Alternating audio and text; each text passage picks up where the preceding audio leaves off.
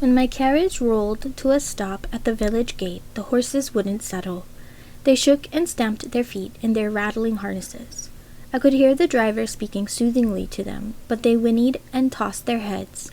It was as if they, too, knew that something was terribly wrong here.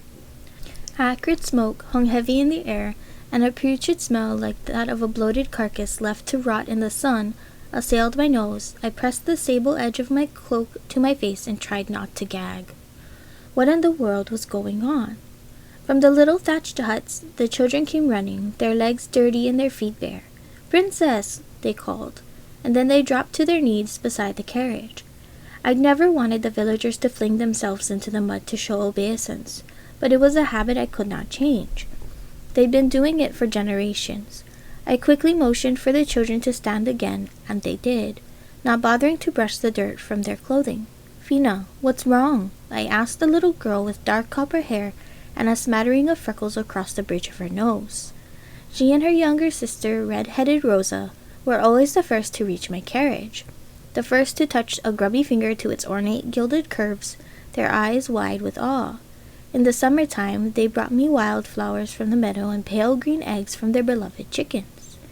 "It's the sickness," Finna whispered, curtsying. She wiped a grimy cheek with the tattered corners of her dress. "You're crying," I exclaimed. She shook her head. "Mama said I'm not to cry in front of the princess." "Don't worry about that, child. But what do you mean, the sickness?" As if in answer to my question, a young boy began to sing. "Blood and blister, fever and sore, death is knocking at your door.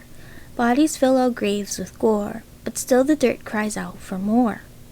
Then Abra, who was second in command to Otto, urged his mount close to my carriage window. "You must return to the castle, princess." His sword glinted in the sunlight, and his horse's nostrils blew grassy, humid air into my face. I gestured to the children with their thin arms, their hollow eyes of hunger. It was my responsibility to give them what I could, no matter the smoke and the stench, no matter the sickness, whatever it was.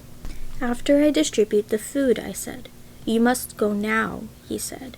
Immediately I stiffened. "Who are you to tell me? They are just beasts," Abra interrupted. "Not worth dying for." I leaned out the window. "Beasts, you say? Yes, perhaps they are lower born than you. Does that mean we should ignore their suffering? Does that mean they do not need food?" His gaze flickered. "Do you not give your horse oats when it is hungry? Or are these people's lives worth less than an animal's?" Silent, Abra turned from me, and the boy's voice rang out again. "Young man, your bride is dying, though she be young and fair. Now death will be her husband, no jewels but worms she'll wear." What was that awful song? I knew that I couldn't leave, but nor did I want to linger. The smell turned my stomach, and the smoke seared my throat raw. I turned to my protector and friend. "Otto," I called, "give out what we brought, and please hurry." The knight dismounted and began to toss out bags of food, one for each household. No one was too proud to hold out a hand, and no one complained that it was less than they might have wished for. Mutely, they pushed their way forward, bowing their thanks. When Otto gave a sack to a toothless old woman, she held it only for a moment before it slipped from her grasp and spilled into the mud. He tried to hand it back to her, but she brushed it away as if it were trash. "Luca is gone," she cried, pointing at Otto as if it were his fault. Otto shot me a worried look. "Go," he seemed to be saying. "Go." The singing urchin had now been joined by others, including a girl who banged a stick on a plate like a crude drum as they intoned, "Maid, your betrothed forgets you, as he shivers and cries in dread. He'll marry a grave instead of a girl with a coffin for his wedding bed." "Tell me what is going on," I called out to the crowd. "It's the seep, my lady," someone said. I turned to see who was speaking. "The seep? What is that?" A haggard, hunched-shouldered man pushed his way through the villagers toward me.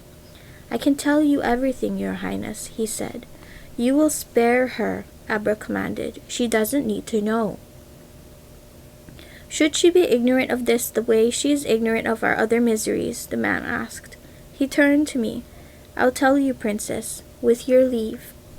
His words stung, but they were true. I came to the village only weekly. I didn't know what it was like to live here in poverty. I didn't know what it felt to be hungry and cold and sick. Loneliness, my only burden. Please tell me, I urged the man. He removed his hat and clutched it in a grimy fist. The sickness comes on a quick in the night.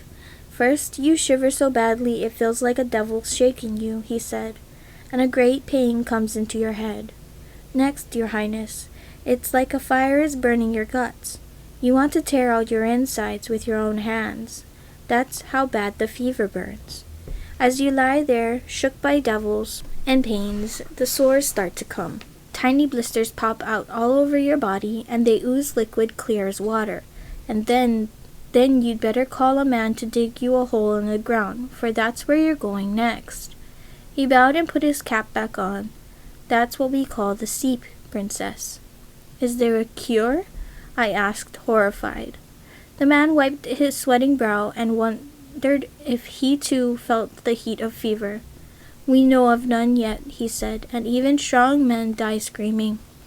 Whatever he said next was drowned out by another verse of that grisly song.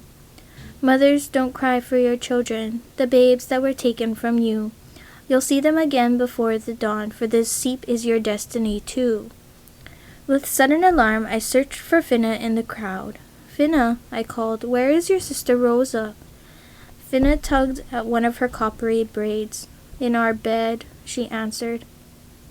She's sleeping though, right? Not sick? Before Finna could answer, the chiming of great bells split the air. Their somber notes clanged 7 times before stopping, and then only their echoes were left, hovering above us like terrible black smoke itself. Hearing them, Finna paled. What are those? I asked Otto, as they did not ring the correct hour. What are they for? His hands twisted in his horse's dark mane. They are the passing bells, he said softly. He means the bells of death, Abra said, his voice much harsher. They ring when a soul has departed this world. I turned back to Finna. Your sister. Tell me she's all right. For a moment the girl seemed unable to answer. Then she gathered herself up and spoke steadily as tears streamed down her freckled cheeks. I do not suppose she is all right now, she said. Blood and blister, fever and sore, the little boy sang on. Stop it! I cried, leaning out the window. Have you no respect?